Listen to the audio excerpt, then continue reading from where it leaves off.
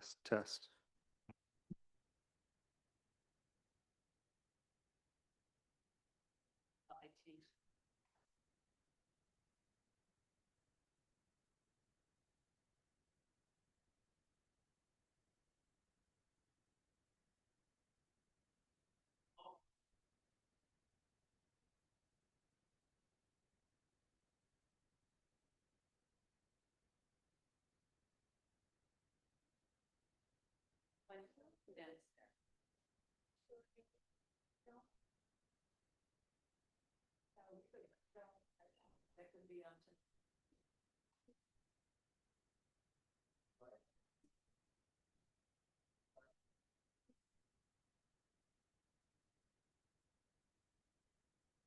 Okay, I'd like to welcome everyone to the May 7th, 2025 Cottonwood Heights City Planning Commission Business Session meeting.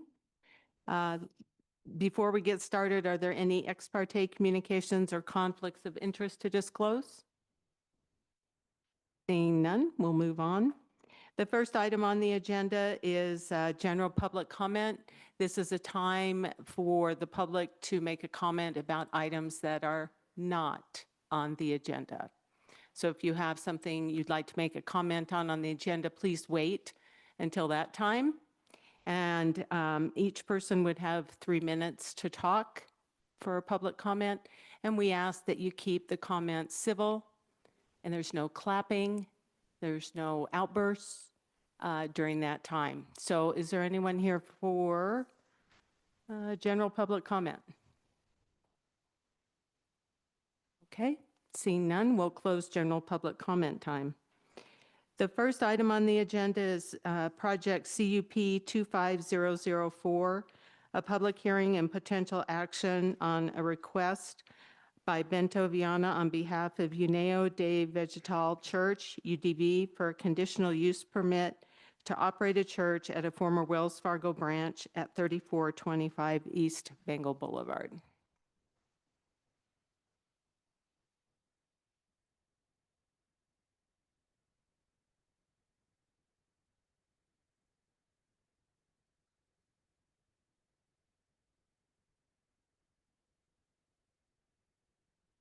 Okay, we went in quite a bit of detail in the work session, but I'll give a brief overview again for the benefit of those here in the business meeting. This is a request to operate a church within the existing building, previously a Wells Fargo branch building at 3425 East Bengal Boulevard, just short of half an acre in size. And as you stated, the applicant is Bento Viana, representing the UDV church.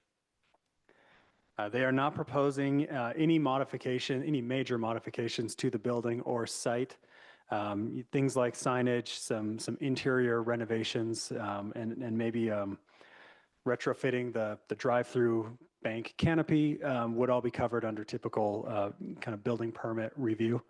But no major changes being proposed to the site, the building, the landscaping, or anything like that. Staff's recommendation is continuation.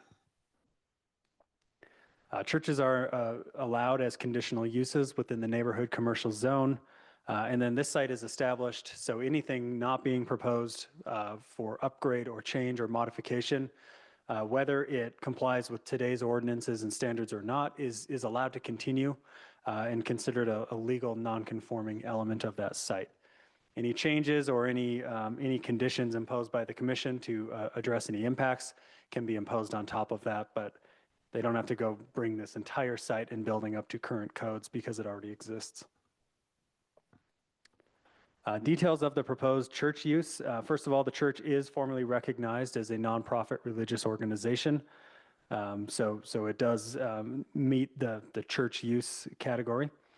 Gatherings are proposed to be held the first and third Saturday of each month from 8 p.m. to just after midnight, 12:15 a.m., with the ability to host several additional gatherings per month at the discretion of the church leadership. They've stated that those additional meetings would be on weekday evenings or midday Sundays. Per the applicant's narrative, the congregation size is 47 total members. with the expectation that 40 to 45 members would typically be present at any given gathering. And then per their narrative, much of the congregation consists of families that are carpooling together and that live in the general kind of Cottonwood Heights and Salt Lake area. The site details shown here, the plan on the right here, the parking exhibit is the previous one. This was in the packet. This has since been amended, and I'll cover that in a second. The building is approximately 2,300 square feet, no changes to that. Some minimal space in there would be storage and utility room, but most of that is the usable square footage. The existing parking lot has 15 dedicated parking stalls with the potential to convert several of the under canopy areas, the drive-through teller areas, to additional parking if needed. The original parking plan also proposed overflow parking across the street within the Brighton Point Shopping Center. This plan was amended and sent to staff after business hours just 2 days ago. That overflow parking at the Brighton Point Shopping Center is likely not allowed, just based on the applicant not thinking that they'll be able to obtain owner's permission from that site. So they've submitted a revised plan that converts that canopy into 4 additional parking stalls. And then they've shown areas along the Bengal Boulevard public right-of-way that could accommodate more parking. City code does not allow us to use that to count towards the minimum parking standards, as public parking is available on a first-come, first-served basis by any member of the public. Land use authority in this case, there's kind of 2 key elements to touch on here. One is the conditional use authority. So final decision for this matter lies with the Planning Commission. Conditional uses shall be approved if reasonable conditions are proposed or can be imposed to mitigate reasonable anticipated detrimental effects of the proposed use in accordance with applicable standards. And then those conditions themselves also need to be reasonable. And then this property would fall under the purview of the Utah Religious Land Use Act, which is a Utah state code provision that states that government may not impose or implement a land use regulation in a manner that imposes a substantial burden on a person's free exercise of religion unless the burden, A, is in furtherance of a compelling government interest, and B, is the least restrictive means of furthering that compelling government interest. So we've interpreted that to mean, you know, the use itself and its operation methodology and days and hours of meeting times and things like that are probably falling under that religious protection. But the impact of the use on the adjacent area, things like noise and traffic and parking and kind of those physical impacts may still be looked at under that conditional use purview. Moving into our impact analysis, we've picked up on 2 potential negative impacts or detrimental effects that could warrant imposing conditions of approval. One being noise and hours of operation. Given that average daily use of this site will be very low, 2 meetings per month, maybe a 3rd or 4th on some months, but again, not a daily use, not being used during peak hours. So not overall, not a huge impact on the surrounding area. But when the use does take place, it operates typically during quiet hours. So noise and light trespass are 2 potential concerns to look at there. The applicant has actually identified these themselves and proposed 2 mitigations to help with that. One would be requiring vehicles to back into the northern parking stalls to avoid headlight trespass into the cul-de-sac area to the north. And then minimizing pre and post-service outdoor socialization and conversations to ensure that those noise hour standards and quiet hours are respected.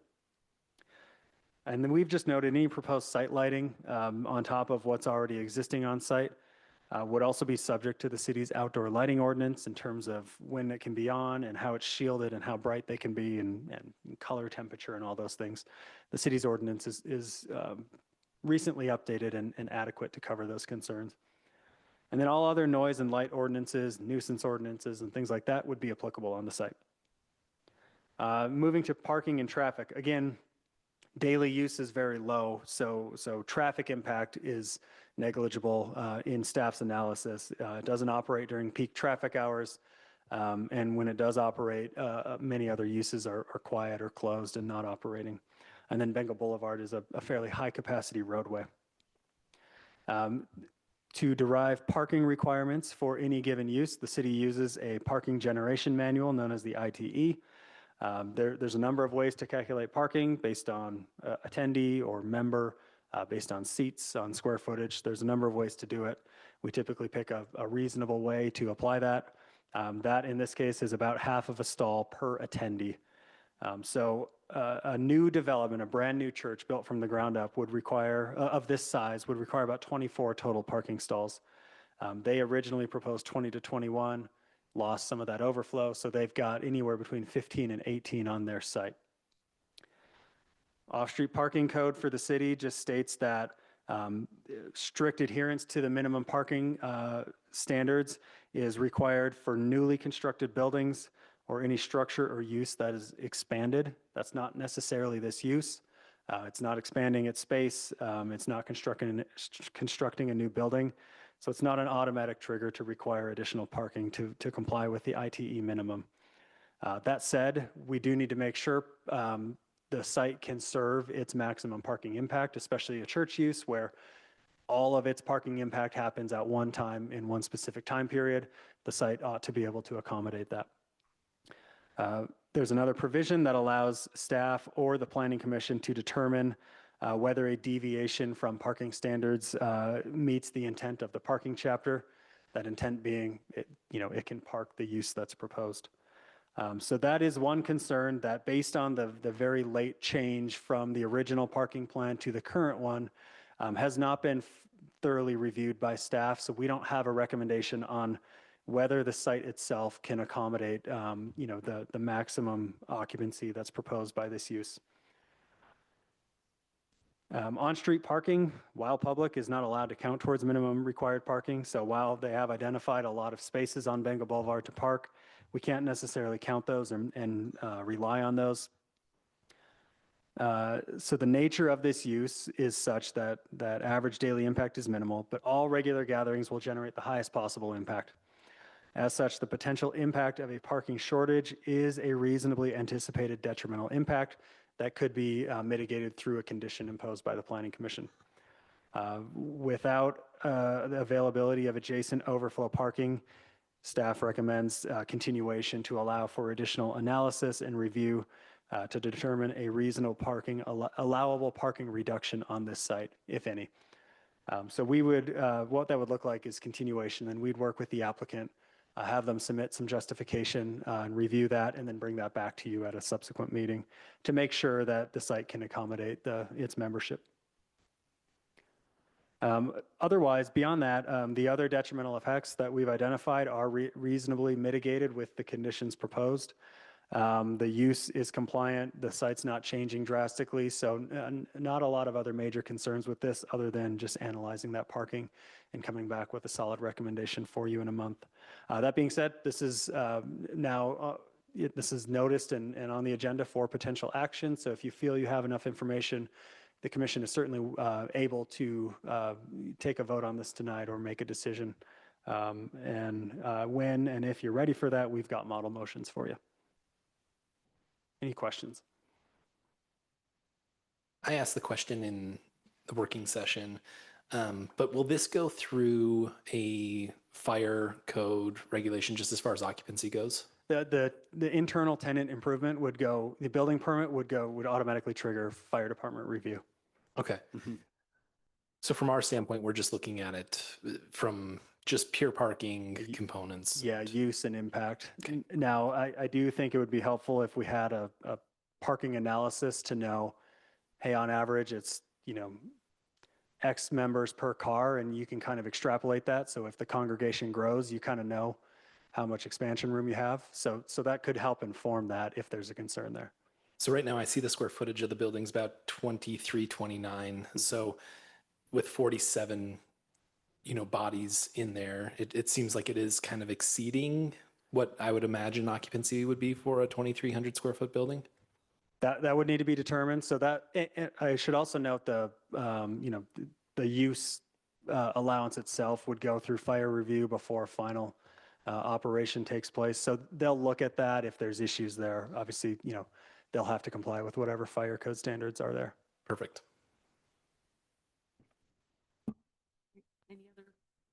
Any other questions or staff? Nope. I'm sorry, is the applicant here? If you wouldn't mind stepping forward and, because I think we had a couple of questions for the applicant. Thank you. Hello. Hi, welcome. Is Thanks. there anything you'd like to present or anything further you'd like to add to what was presented?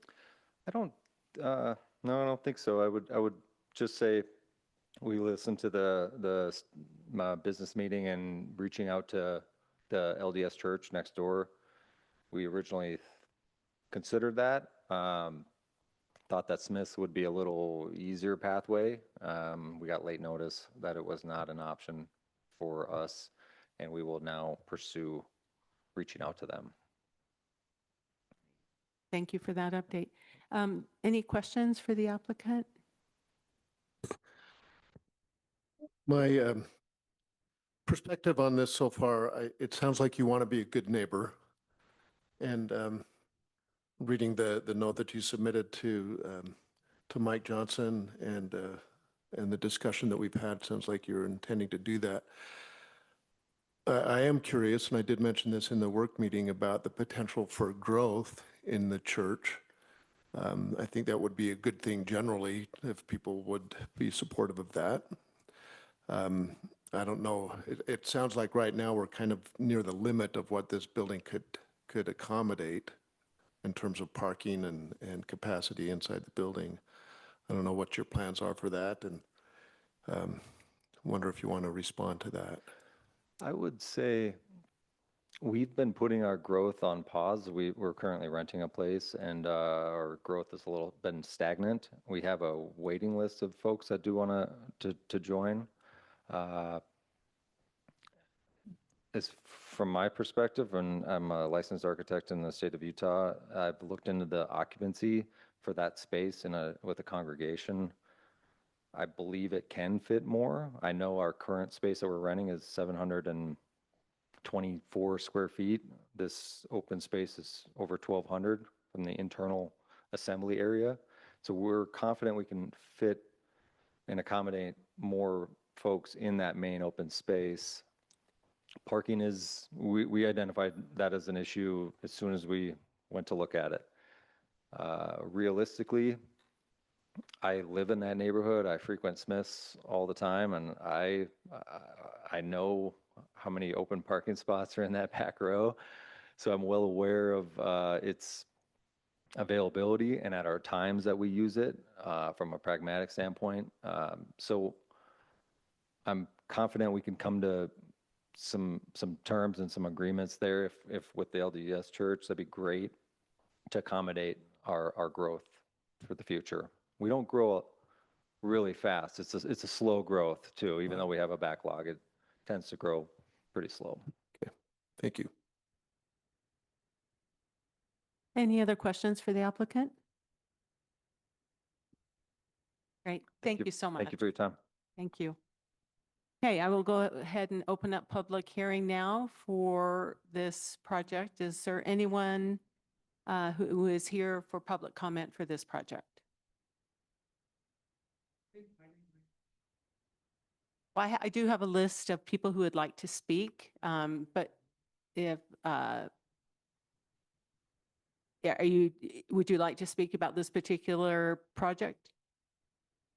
Yes, now is the appropriate time. I'm sorry to interrupt. Could you please go to the microphone and then state your name? Yeah, Harry Daniel Sheehan, and most people call me Bud, and I live up around the corner. So I've got a little safety concern. I did some research on this, and essentially this so-called religion is a group of people that get together, have an hallucinogenic drug, and contact spirits. So let me, if I can be just a little more clear on what I did. So this religion is a blend of Catholicism, Afro-Brazilian traditionalism, and Amazonian shamanism. Shamans have the ability to contact spirits through influence that influence human life through altered states of consciousness. And what these guys do is they have this tea that they drink, and it gives them hallucinations. And this is how they get this idea of spiritualism.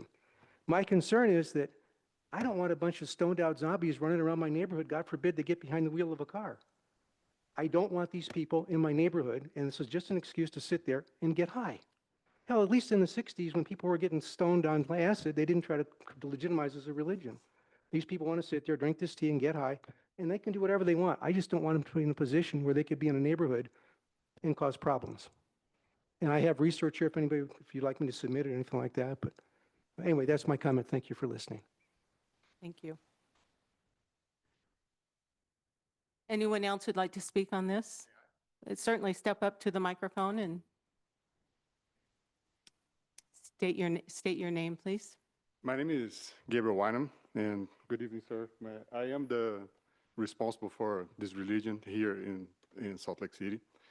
And just, to comment, and I understand that it might be, especially when you look online and see the comments that probably you read there, people don't really understand. I've been in this religion, drinking this tea for 25 years now. That's where I started my family, and I grow my family as well. And came here to the United States because I was hired by a company. I am now a citizen of the United States. And we don't do anything related to getting high. We encourage people to be good citizens, to respect the laws, to work hard. I have a very good job because I'm respected. I'm a CEO of a company. And the religion that we do definitely helps me be the person I am to, let's say, perform the way I do as a professional, as a father, as a friend, as a husband. And we encourage people. Part of the work we do is making sure that people do not use drugs. We do not drink. We do not smoke. And we've been able to help a lot of people, sir. And anybody who would like to have more information about our religion, I'd be happy to provide. We've been here renting this space now for 4 years, and we are a quiet group. Okay, we get together. We do drink the tea that makes us be more sensible, more sensitive, but it's nothing that people do anything wrong or, let's say, speak loud, party. That's not what we do. And study as much as we can the teaching of Jesus, and that's pretty much what we do. Okay. So if anybody has any questions about this, I'd be happy to answer. Like I said, this has been a big part of my life for 25 years now. Okay. Sure. Thank you. Okay. Thank you. If you have any questions, If you'd like to speak, please go ahead and come up to the microphone.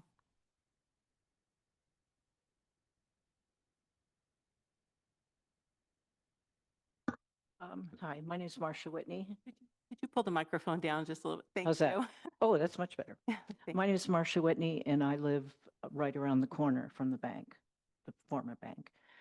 I moved here 15 years ago from the East Coast. And my understanding, having been here in Utah, you can't smoke. A lot of people are against smoking, caffeine, and alcohol and drugs. And you want to okay a church that's going to meet for 4 hours on a Saturday night and get themselves, I disagree with this man. I know about ayahuasca, and I know it can happen. I don't understand why it's even an option to okay this. The church part, I guess, is fine. It's zoned for that. But in a state that is so closed off to all this other alternative, you're not supposed to drink coffee here for some groups. And you're going to okay somebody drinking hallucinated tea? So I'm very much against that. I know we also had a proposal earlier about putting 10 condos in there. And we obviously, so this is a new try for that space.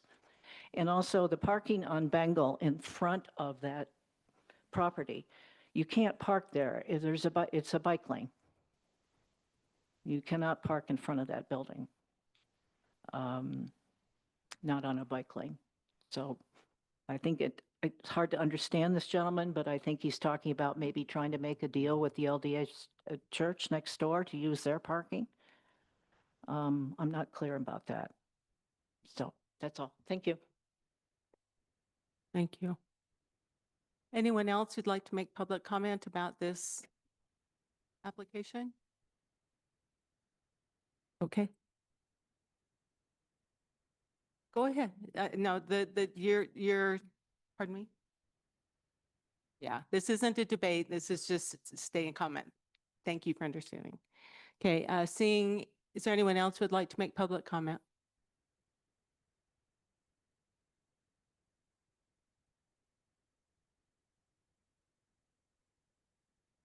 Name is Rusty Ballo. Thank you for your time. I can certainly appreciate everybody's concerns here. It is a little bit different what this church does. You, first of all, are allowed to drink coffee and smoke in the state of Utah.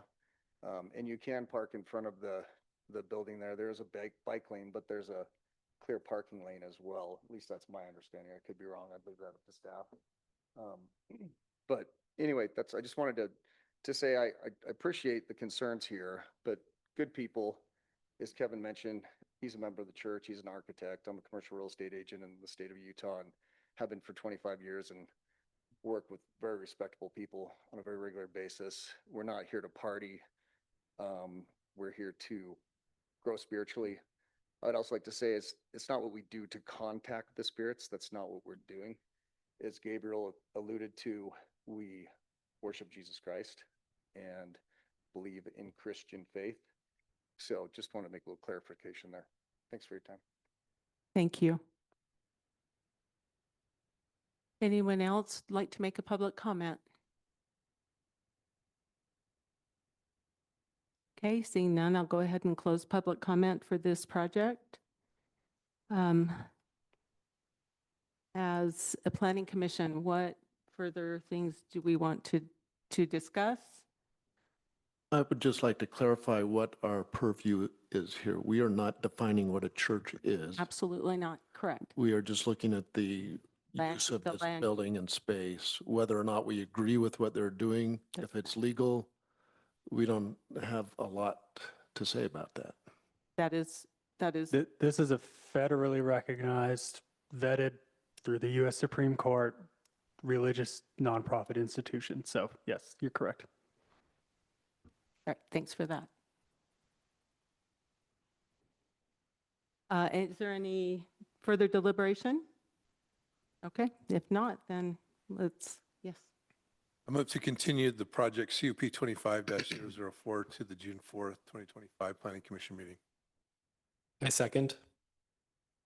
Commissioner Shelton, the motion, and then Commissioner Steinman, second. Any discussion on the motion? Okay, seeing none, we'll go ahead and take a vote. Commissioner Shelton, Yes. Commissioner Barnes, Yes. Commissioner Smith, Yes. Commissioner Polson, Yes. Commissioner Mills, Yes. Commissioner Steinman, Yes. Commissioner Anderson, yes. Okay, we will continue this to the June 4th, 2025 meeting. The next item on the agenda is project ZMA 25002, General Plan Amendment, a public hearing and potential recommendation to City Council on a request by Adam Nash for a general plan land use map amendment at 3526 East Fort Union. The applicant is requesting a change from residential office to residential medium density. And also included in that is we're doing the two projects, also a zoning map amendment, same project number, that the applicant's requesting a change from R18 residential single family to R28 residential multifamily. Q, we'll go over this again just for the benefit of some additional attendees. This is two applications, a land use map amendment and a zone map amendment. We'll process those and present those as one, but it is two separate items. 3526 Fort Union Boulevard is right where the water pipeline project is taking place right now, but it's just shy of 1 acre of residential land that's currently undeveloped at that location. The applicant is Adam Nash, owned by Land Development LLC. The proposal is a land use map amendment from residential office to residential medium density, and I'll explain what that is in just a minute. And then the zone map amendment, a rezone from R18 residential single family to R28 residential multifamily. Staff's recommendation is approval. The land use map amendment is a policy, a kind of a visionary policy that's adopted in the city's general plan that envisions how the city kind of envisions future property being used and developed as we look to the future.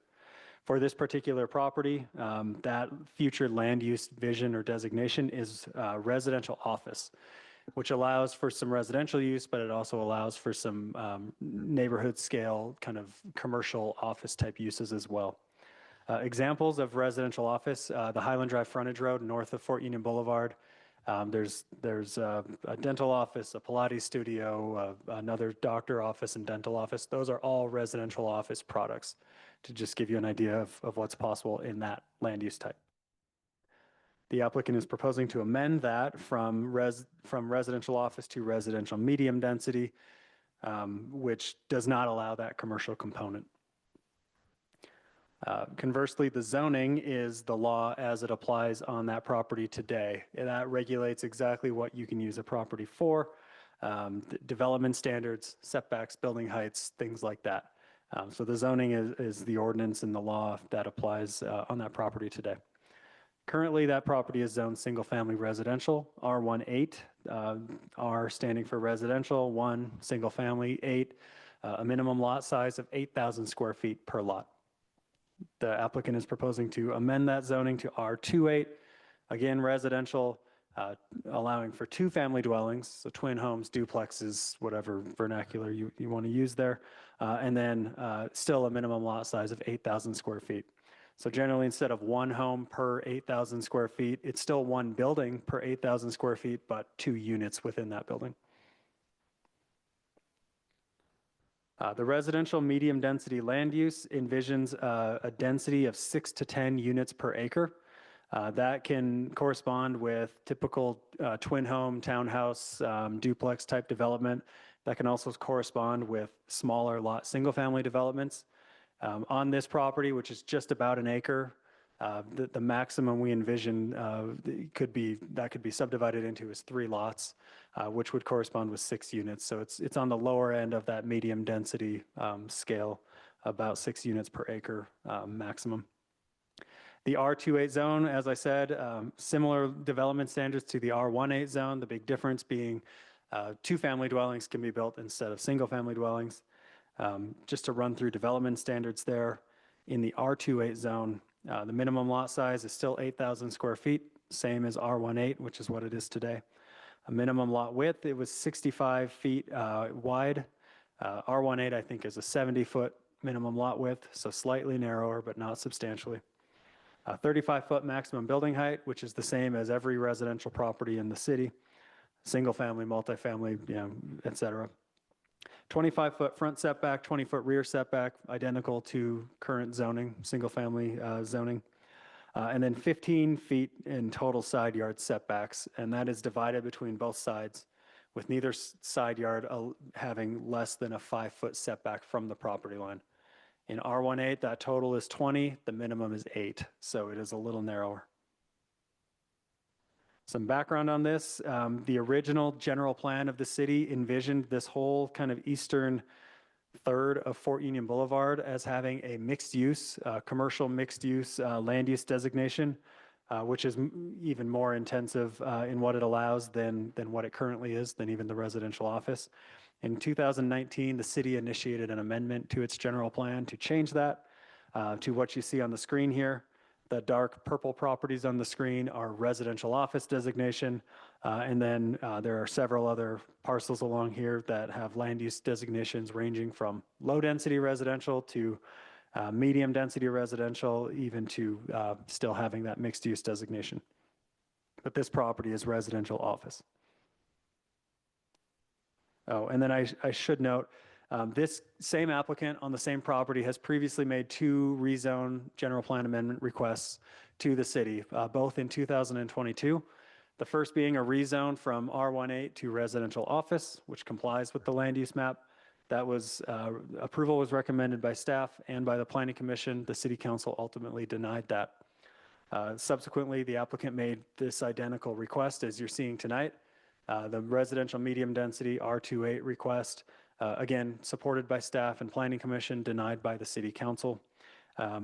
Ordinance requires at least a year before making that same application again, and it's been about 3. Current entitlement on this land, after those previous votes by the city council, the applicant did proceed with a single-family residential subdivision plan, which was 3 lots that you see here. This was taken all the way to the final approval phase. The only thing left on this is to actually go record the plat, which creates the lots on the ground. But the applicant has designed and engineered this for 3 lots and has that subdivision plat just kind of sitting in final approval. The applicant has also made some of the public improvements required to this. Curb, gutter, and sidewalk have been replaced and upgraded and built. The site's been demoed and cleaned up. So it's just awaiting final plat approval. Prior to doing that, the applicant submitted this application. But this development pattern really does show kind of what's possible in terms of subdividing this property, and that's not going to be substantially different with an R28 designation, other than on these 3 lots, you could build twin homes instead of single-family homes with slightly different development standards. The concept plan submitted by the applicant is shown here. Ideally, his idea would be to utilize the eastern driveway that accesses some existing twin homes to the east, and then create kind of a rear access way, rear entry to these units to eliminate putting driveways out onto Fort Union Boulevard. I do want to note, whatever subdivision comes of this, with today's current zoning or the future zoning, if that were to be approved, is subject to full review by the city. They are not beholden to this concept, but this is what they've put forward as an idea they're trying to achieve. In analyzing this, staff's analysis is actually not substantially different than it was several years ago. When we look at the land use, the medium density is not more intense than the current land use designation residential office. That was kind of the impetus for the original land use change in 2019, was to make that use less intense. Scaled it down to residential office then. This scales it down even, a step further. The adjacent property has residential medium density and RO land use designations currently. And then actually one of them is developed. It has been since the 70s with 2 twin homes on it. The development impact is actually fairly comparable to R18. Lot standards and building sizes and setbacks are similar, not identical, but similar. Parcel access does not impact existing neighborhood streets. The impact of this is onto Fort Union Boulevard, potentially onto that shared private driveway, but that would require the driveway owner's permission. Traffic and density impact between R18 and R28 is different, but the impact is actually minimal in our analysis. I noted in the work session, any single-family home in the city, and actually in the state of Utah right now, is entitled to operate an accessory dwelling unit, a basement apartment, a mother-in-law apartment, to have a second family in that home. That was a state code change from a couple years ago. So theoretically, when we're assessing maximum impact, if 3 single-family homes were developed today, each of those homes has the option to further then operate an ADU within those homes, which could create a 6-family, total on these 3 lots. The R28 zone does not have the ADU option. That's prohibited. We don't have to allow that, and our city code does not. Instead, we allow 2 families, to be in a twin home. So looking at maximum impact, you'd have 6 families and 6 families. Now, not every R18 property operates an ADU. Not everyone chooses to, but they could. So our findings here, proposed zoning and land use designations are compatible with the overall goals of the general plan. The application was made pursuant to city code, and as of tonight, public hearing has now been held in accordance with local and state requirements. Your vote, when you decide to vote on this, will be a recommendation to the city council, who has the final approval authority in legislative applications like this. I've got model motions here. You'll make 2 motions on this, one for the land use and then one for the zoning. Questions? Just to, one of the questions that has arisen is about building height. Yes. R18, R28, I just want to make sure 35 everyone feet. hears it's 35 feet. Yep. Regardless of the zone. Correct. Okay, thank you. And the city, we cannot regulate the design of a home, it's just the height. So whether it's pitched roof, flat roof, for single family residential, we do not have the ability to regulate design or architecture for any R18 or R28 development. Thank you. Any other questions for staff? No? Okay, thanks. Is the applicant here? You wouldn't mind stepping forward?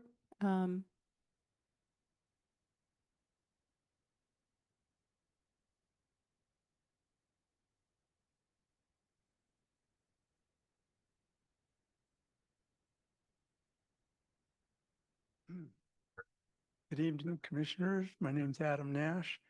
I own the property in a company called Land Development, and I've been in the business 43 years now. I know I look too young. I do want to address some things, particularly from the last meeting that I think will carry forward to this meeting. The concerns I'm aware of are a general adversity to multifamily housing, overall density, and traffic. I can address a couple of those. Fort Union Boulevard, per the UDOT traffic study 2024, is designed to carry 87,656 cars, ADT, average daily traffic count. And this design carries forward from, I got to get my east-west right, from 2300 to the Canyon. The current ADT is 9,900. So I'm making the obvious conclusion that 3 houses is insignificant to add to 87,656. I provided further report in the portal and referred to this earlier. This type of housing generates 1.78 ADT. So this subdivision will increase the ADT on Fort Union. We only connect to Fort Union by 5.44 cars. We, myself, are always required to back up and substantiate our claims. So I have, and your portal and your staff has all of these things if you want a finite definition of these. The last time I paid for and made applications for this same request, I didn't think it would be anything but approved, and I failed to properly present and defend my own application, and I can't make that mistake again. The staff and Planning Commission both gave positive recommendations. They supported my application to change the zoning from R18 to R28. The overall density would increase by 3 townhomes. The reported studies prepared by the University of Utah and University of Wyoming conclude that 3 townhomes increase the ADT by 5.44 ADT. So this time around, I want to point out these are obvious things and that it's hardly meaningful to an increase of 5 cars a day to that traffic count. When we brought it to City Council ignored the recommendations of your professional planners, which are hired by Cottonwood City, paid very well. They are very consistent and a very fair planning commission. Yet City Council ignored and denied the application against the recommendations and support of this professional staff and the Planning Commission. Just a side note, Imagine what the staff must think of city council when they do that. No response needed. Don't speak for staff, please. Pardon? Don't speak for Don't the speak staff, for please.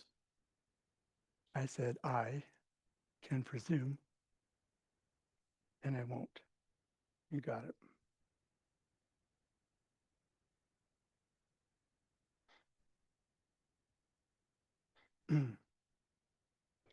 I've met personally with the neighbors in the townhouses directly east of my property.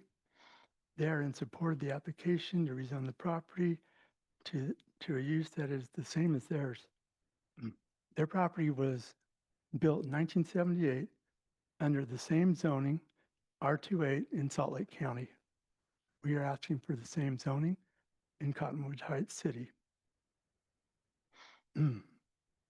Everyone I've met on site that's called on the property and that is aware of the property thinks it's an appropriate use and appropriate housing. A couple of things that have changed since my prior applications. Interest rates were extremely low at the time of my first applications, and now they're relatively high. This directly affects the housing crisis that we face, in particular, forms of affordable housing. Is a significant difference. Other things that have changed in the community is a president and a few other items, but the staff and I hope the city planning and zoning will be consistent in their findings.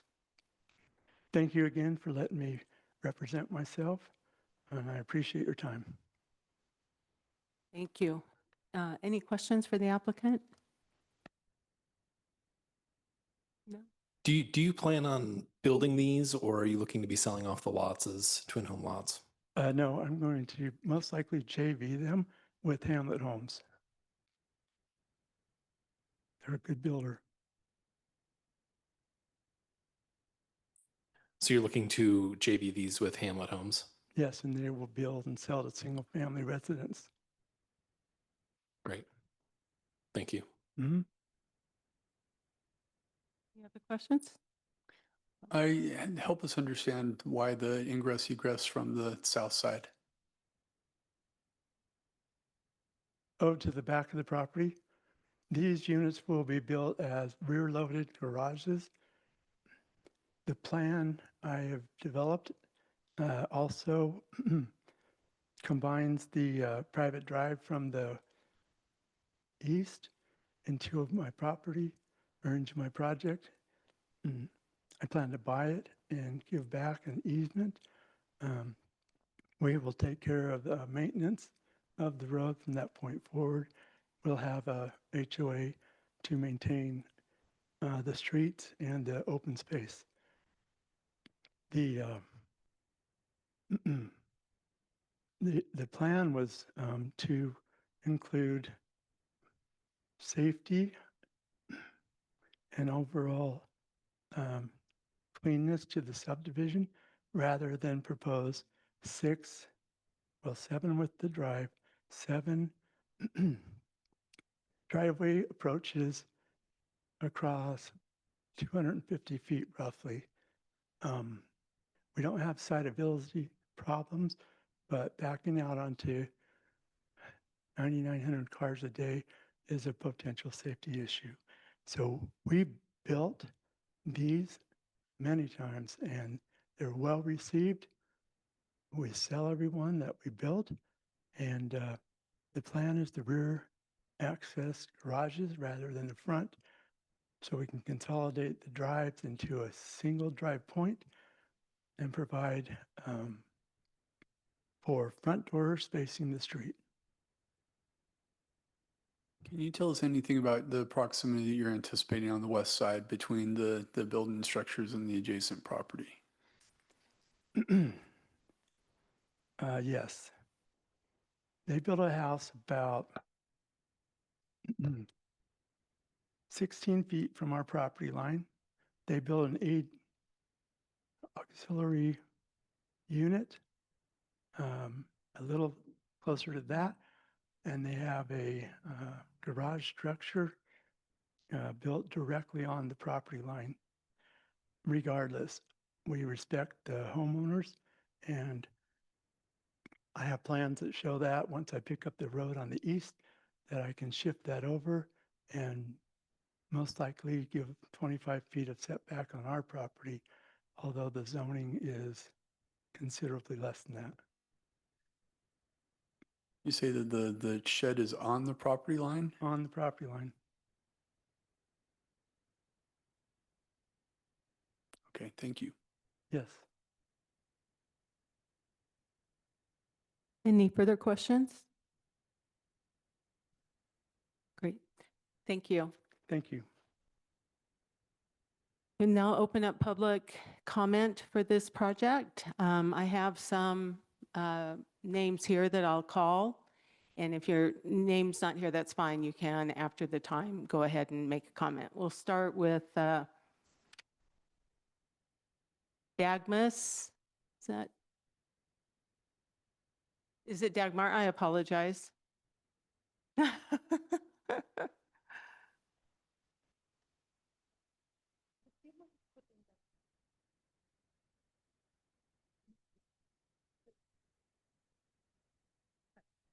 Hi, my name is Dagmar.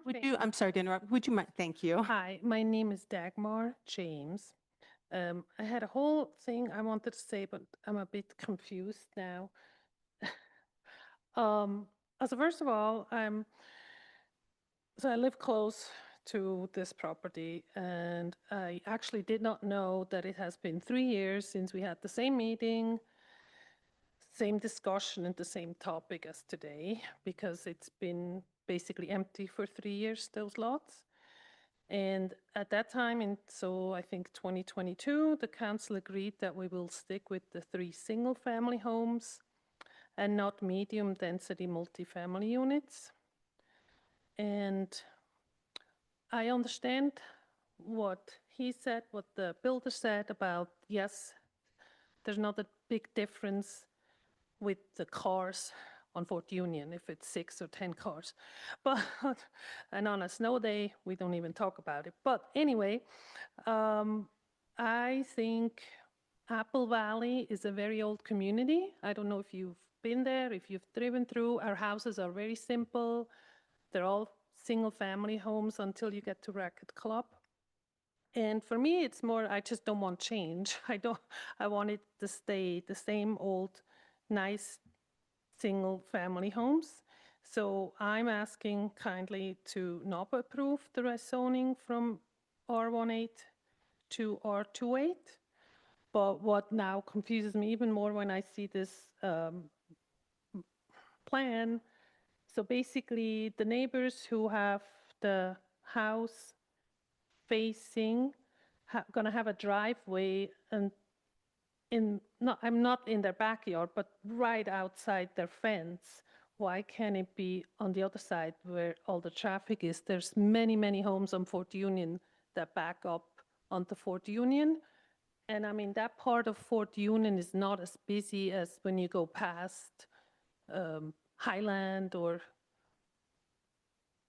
Union down there. So I'm also a bit confused with this plan. I don't like it. So, but yeah, so that's what I wanted to say. Thank you for your time and have a good evening. Thank you. Mary Ellen Johnson.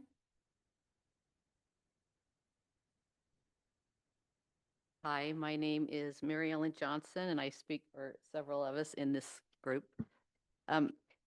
In June 2022, almost 3 years ago to the day, the neighbors in the Apple Valley area signed a petition with approximately 90 residents against Mr. Nash's plan of building medium-density multifamily units at 3526 East Fort Union Boulevard. Your committee approved his request. Shortly after your approval, we met with the Cottonwood Heights council members and told them our concerns. They were impressed. We had talked to so many neighbors who had signed the petition They listened to us and voted against the general plan change from residential office to residential medium density, which we are happy about. It was agreed for the development to include 3 single-family homes. We thought this was a done deal. Here we are again with the same request. Our neighborhood hasn't changed their desire to keep this development intact as single-family homes. Apple Valley still wants and expects 3526 East Fort Union Boulevard to be developed as single-family homes. What authority does the Planning Commission members have to undo what the Cottonwood Heights City Council members approved back in 2022? Why are we revisiting this again? Since the 2022 approved rezone development of single-family homes hasn't gone forward in the last 3 years, maybe it's because of the high price of the land or the lack that Mr. Nash originally put it at, or the lack of marketing behind it from the developer. It could have been developed into 3 single homes at that time. I strongly urge you to listen and to act on what has already been decided from the City Council members. Apple Valley residents were told 3 years ago that this would be developed as 3 single-family homes, and we hope that you will abide by what has been already decided. Thank you. Thank you for your comment. Robbie McFarland.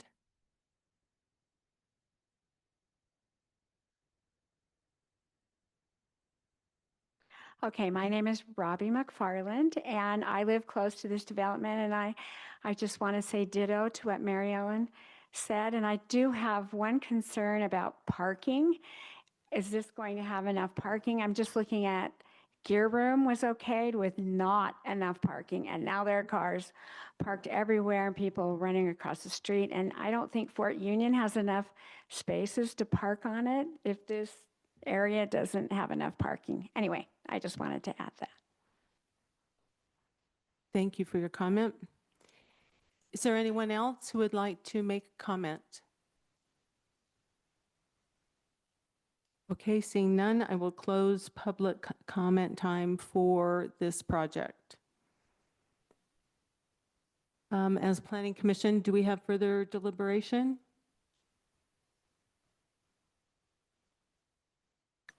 Yeah, I think maybe just to clarify, I just am so grateful for Apple Valley, and it's one of the legacy neighborhoods in all of Cottonwood Heights, and it does have a wonderful character to it.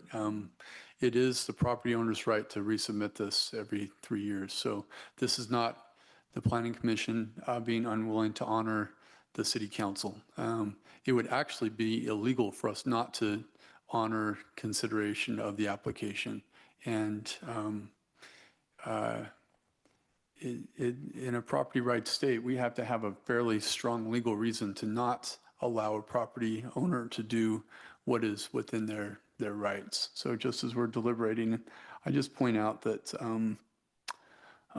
we are concerned about traffic and the ingress and egress and the ability to funnel traffic out of a single point. If we were to pass this, I think is an actual value add for the neighbors, because then you've not got 4 driveways of people coming and going, so that the residents are walking up and down that street are going to have to dodge cars. There will be one place where cars are coming and going. Great. Anything else? Any other? I might just observe that one of the concerns I believe the community has is for the increased density. And I'm not a fan of increasing density, but I also realize that we're not going to get away from that. Utah, I saw in one of the reports I saw today, is one of the most attractive places in the country. We are going to have more people coming, and our density is likely to increase. I mean, these buildings are going up everywhere. So it'd be nice to go back at times to the way it used to be years ago when we all had a lot of space around us. I think those days are gone. Anyway, that's just my observation. I don't know of a good legal reason why we should not reconsider this or continue the consideration of it. Thank you. I wanted to ask a question of staff on this. Currently within our zoning, of course, this is a low density residential zoning, but looking into the future, I know that the city has a general plan that's in place. Can you give us any insight as far as what the Fort Union Corridor's general plan is looking to the future and kind of what the goals of the city have been in the past? Yeah, so I think the next version of the general plan will look at general areas. We have our Fort Union Boulevard master plan. We've been working to implement that. The next version of the general plan will very much continue that vision as it's being drafted now. Obviously, it's up to the city council and they can put whatever they want in there, but that focuses on identifying that areas along a busy corridor like Fort Union are different, and what makes sense down by 1300 East is a lot different than what makes sense up in this area, but also acknowledging it's a busy, collector kind of arterial type street. That's all to say, I don't think that the next version of the general plan in this area specifically is going to go in and tinker a lot with the existing land use plan. It focuses on major redevelopment opportunities like the gravel pit, like the town center, neighborhood services and things like that, but not a substantial change in vision for, on a parcel by parcel basis in these areas. And I think what's very interesting about Fort Union specifically is the mix of density that is across the board. I mean, you have duplexes on the west side, you have multifamily, on the west side of Fort Union as well, and then a lot of high density and commercial components. So I think from a use standpoint, it seems like there's a lot of interesting adjacencies for use to justify a rezone. Now, from the city standpoint on rezones, what reasons do the commission have to deny a rezone? Is there any? I know it's all subjective, but the threshold is different than it is for conditional uses. It is more of that health, safety, and welfare level. Is it in the best interest of the city? Can you conclude reasonable findings to support your, whatever the decision is? Obviously, the Planning Commission is just an advisory board in this role to the City Council. And then decisions can't be found to be arbitrary or capricious. So you have to have some general standards within the health, safety, and welfare context, but it's not like the conditional use purview where it's, whatever's written in code is what they're entitled. So it's a little different. So the next steps that would have to go into place, I would imagine verifying the traffic study that's been done or the representation of the traffic impact. Has that been reviewed in this? That happens at development application. So under the scenario that this is approved, then they would come back in and apply for a revised, subdivision plan with the R28 lots. That would go into staff review at that time, and that triggers, if necessary, a traffic study or traffic impact analysis by the city engineer. Okay. So a development of this size may not trigger a traffic study? It would trigger at least an analysis. It might not be a full traffic impact study, which are the really big technical studies, but at least a report by a qualified engineer to project traffic generation and roadway capacity and that kind of thing.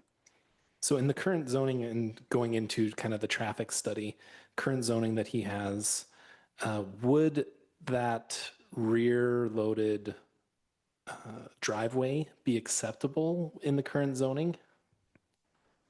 It's not prohibited. So that access would be reviewed by the fire department, and they require turnarounds or fire sprinklers if driveways like that are a certain length. And that would be part of that technical review. But as long as that driveway is within the lot standards and the homes meet setbacks, it's not prohibited to propose a rear entry drive like that. It's just going to have to be wide enough and meet, all technical code standards to support that. The main thing I can think of is fire department access and turnarounds, but they also may be able to park on Fort Union Boulevard to fight any fires, so that may not even be needed. And I would imagine they would require additional hydrants if it was too long. Yeah. No, they look at that for every development. Yep. So from this standpoint, and I just want to look at this from every angle, if they were to maintain with the 3-lot subdivision, they could have an ADU. Is there a minimum or maximum square footage that those ADUs could be? Is it? No. So an ADU could be let's just say round numbers, 1,500 square feet. The main home could be 1,500 square feet. Is that correct? Just the internal ADUs have to be within the footprint of the home. But our code does not define maximum size or, one family, so that, somewhat dictates how large of a group can be in there, but it doesn't say it's a minimum size or anything like that. So if this applicant moved forward and said, I don't care to go through with this rezone, he could build 3 single-family homes with ADUs under the current zoning code. Theoretically, yes. He cannot license the ADUs himself. The owner of ADUs have to be, the property have to be owner occupied. So the legal owner of the lot has to live on the property, and then that owner could come in and apply for an ADU. The applicant could construct the homes to make that process very easy. And we're seeing a lot of developers do that now, where they build in, ADU accommodations. But that would be ultimately on the buyer of that home that lives there to determine whether to operate that or not. Mike, do I understand that it could be either an attached or a detached ADU? Detached come through a conditional use process, and they have some stricter standards. It could be possible, but I don't know on these lots if there's enough space and setback to do that. There's approximately, is it 50-foot setback? For detached? No, it's a 20-foot rear setback for the detached building, located in the backyard, extra parking, screening and all kinds of stuff. It's hard to do detached ADUs on standard 8,000 square foot lots today.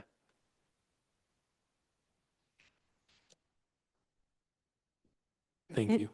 Any other questions? Could you pull up the model motions? They're up on my screen. We have beautiful mountains.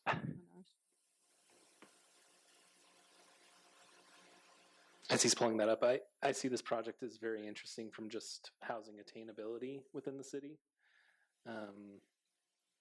Looking at current market, but also past market. I think this is a very interesting project from that standpoint. I would agree, and I also agree that I also believe that given the standard of significant harm to the health and safety of the community, I don't see that happening with this. And I think that based on what staff is telling us, that's our criteria for reviewing this. Okay, I think we're done with deliberation. Perfect. I move to forward a recommendation of approval to the City Council for the general plan land use map amendment portion of project ZMA-25-002 based on the findings listed in the staff report dated May 7th, 2025. Okay, we'll go down that one. We have a motion by Commissioner Steinman. I'll second it. Second by Commissioner Polson. Any discussion about the motion? No? Okay, let's go ahead and vote. Commissioner Steinman? Yes. Commissioner Mills? Yes. Commissioner Polson? Yes. Commissioner Smith? Yes. Commissioner Barnes? Yes. Commissioner Shelton? Yes. Commissioner Anderson? Yes. Okay. I also move to forward a recommendation of approval to the City Council for the zone map amendment portion of project ZMA-25-002 based on the findings listed in the staff report dated May 7th, 2025. Okay, we have a motion by Commissioner Steinman. Is there a second? I'll second that one again. Okay, Commissioner Polson. Any discussion on this motion? Okay, seeing none. Go ahead and take a vote. Commissioner Barnes? Yes. Commissioner Smith? Yes. Commissioner Polson? Yes. Commissioner Mills? Yes. Commissioner Steinman? Yes. Commissioner Shelton? Yes. Commissioner Anderson? Yes. Okay, great. That close that one. Thank you.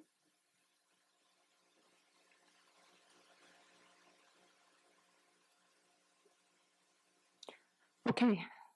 The next